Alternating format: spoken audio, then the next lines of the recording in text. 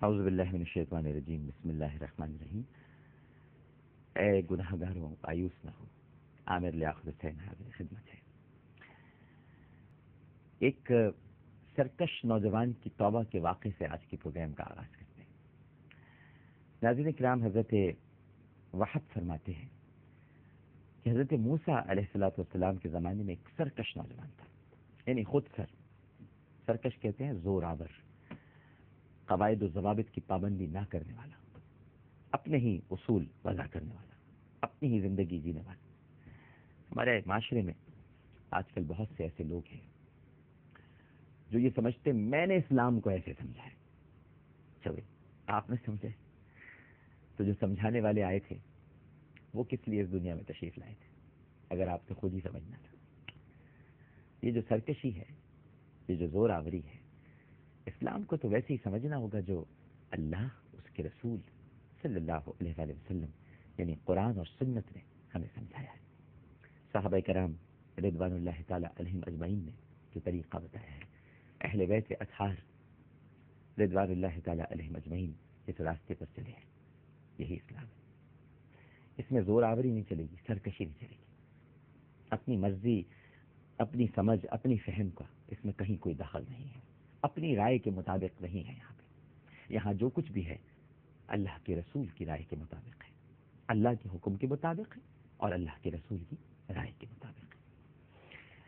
تو وہ ایک سرکش نوجوان تھا، اس کے بد کردار ہونے کی وجہ سے بستی والوں نے اسے بستی سے باہر نکال دیا تھا۔ اب ہوا یہ ناظرین کرام کہ شہر کے باہر ایک بے آباد میدان میں اس کی موت واقع ہو گئی۔ اللہ تعالیٰ نے حضرت موسیٰ علیہ السلام کی طرف وحی بھیجی اور ارشاد فرمایا کہ اے موسیٰ، میرے ایک ولی کا انتقال ہو گیا ہے، وہاں پہنچ کر آپ اس کو غسل دیجیے، پھر اس کے بعد اسے کفن پہنائیے، اس کی نماز جنازہ پڑھائیے اور یہ اعلان کر دیجیے کہ جس کے بھی گناہ زیادہ ہوں وہ اس کے جنازے میں شریک ہو جا، تاکہ میں ان تمام لوگوں کے گناہوں کو بخش دوں۔ حضرت موسیٰ علیہ السلام نے جب یہ اللہ تعالیٰ کی وحی ان تک پہنچی، بنی اسرائیل میں اعلان کیا، بہت سے لوگ جمع ہو گئے۔ حضرت موسیٰ علیہ السلام نے ارشاد فرمایا کہ جلدی سے اس شخص کو اٹھا کر لاؤ، اس کا اکرام کرو، اس کو جلدی جلدی دفناؤ، اور جو اس کے جنازے میں شریک ہو جائے گا پروردگار سب کے گناہوں کو معاف کر دے گا۔ جب بہت سے لوگ جمع ہو کر وہاں پہنچے، دیکھا تو یہ تو وہی شخص تھا جسے بستی سے نکال دیا تھا، پہچان لیا اسے۔ انہوں نے کہا کہ اے اللہ کے نبی، یہ آپ کس کی نماز جنازہ پڑھانے جا رہے ہیں؟ یہ تو وہی فاسق ہے، وہی فاجر ہے جس کو ہم نے بستی سے نکالا تھا۔ حضرت موسیٰ علیہ السلام نے یہ بات سنی تو تعجب میں پڑ گئے۔ یہ نہیں کہ نبی کبھی اپنے پروردگار کے حکم عدولی نہیں کرتا، حکم کی خلاف ورزی نہیں کرتا۔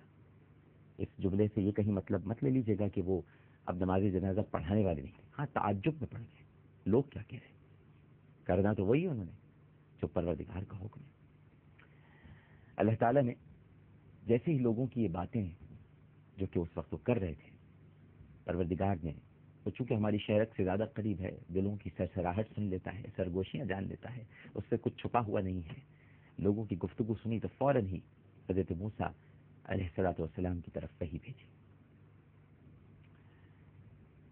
اور فرمایا کہ اے موسیٰ، کہ یہ لوگ سچ کہتے سچ ہیں، یہ وہی فاسق ہے جسے انہوں نے بستی سے نکال دیا تھا۔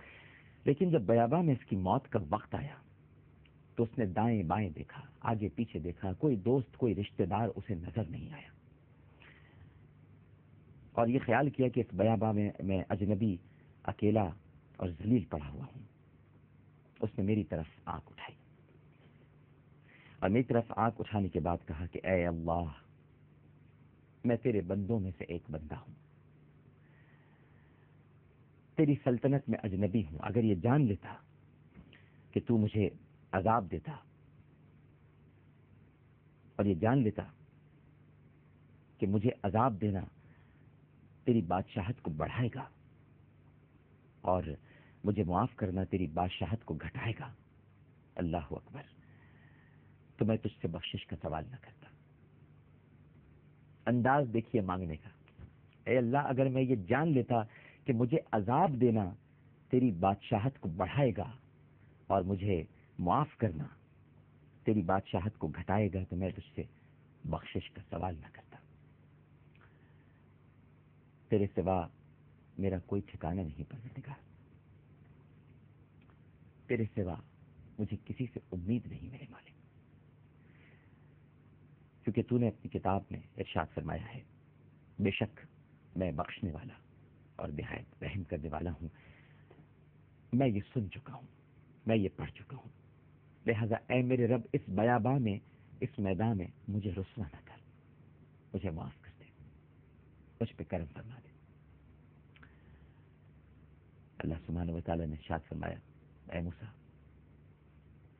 کیا مجھے اچھا لگتا کہ میں اس کی دعا کو رد کر دیتا، جبکہ یہ دعا کرتے وقت اس حال میں تھا کہ اجنبی تھا، دعا کرتے وقت اس حال میں تھا کہ اکیلا پڑا ہوا تھا، اور اس نے مجھ کو وسیلہ بنایا، میرے سامنے زاری کی، میرے سامنے التجا کی، میرے سامنے آنسو بہائے۔